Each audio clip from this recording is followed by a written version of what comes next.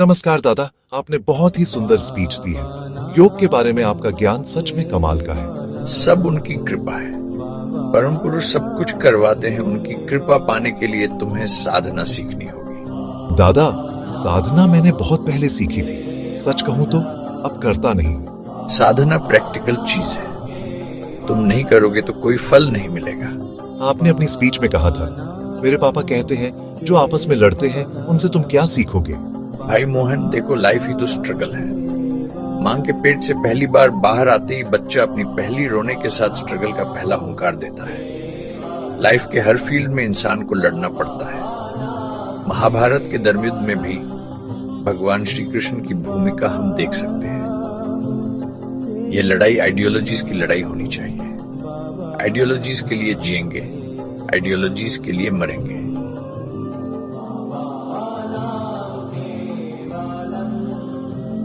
Ideology का मतलब क्या है?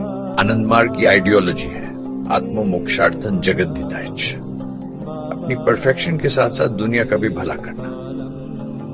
देखो, मैंने अपनी स्पीच में भी कहा था, परम ब्रह्म अनंत है। साधक जब उस परम ब्रह्म की साधना करता है, मन भी अनंत की ओर दौड़ता है, बड़ा होता जाता है। तब उसके लिए इंसान, पशु, पक्षी, पेड़ पौधे सब अपने हो जाते हैं। तब उसका दुनिया के कल्याण भी अपना स्वार्थ नहीं होता। दादा, आनंद मार्ग में इतनी बंटवारा क्यों है? अपना स्वार्थ पूरा करना या सेल्फ सेंटर्ड सोच हर जीव की एक खासियत है। ये पशुत्व का हिस्सा है। लेकिन इंसान अपनी अनंत इच्छाओं में अपनी परफेक्शन ढूंढता है। तुम साधना और सेवा के जरिए इसे महसूस करोगे, तब तुम्हें सब में खुद को मिलेगा। सबके भले के लिए तुम खुद को समर्पित कर दोगे। यही राजाधिराज योग की खूबसूरती है। यही आइडियोलॉजी वाली लीडरशिप की सीढ़ी है।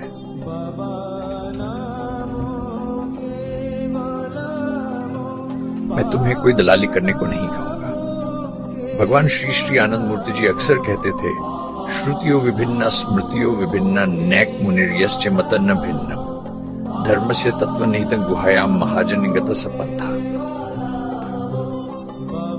मतलब तुम अलग अलग राय सुनोगे, अलग अलग सिचुएशंस का सामना करोगे, लेकिन तुम्हें अपने अंदर की सबसे गहरी पहचान को ही पकड़ना होगा। उन्हें पाकर ही तुम समझोगे कि वह सबके अंदर है। जहां सबका भला है वही सच्चा रास्ता है।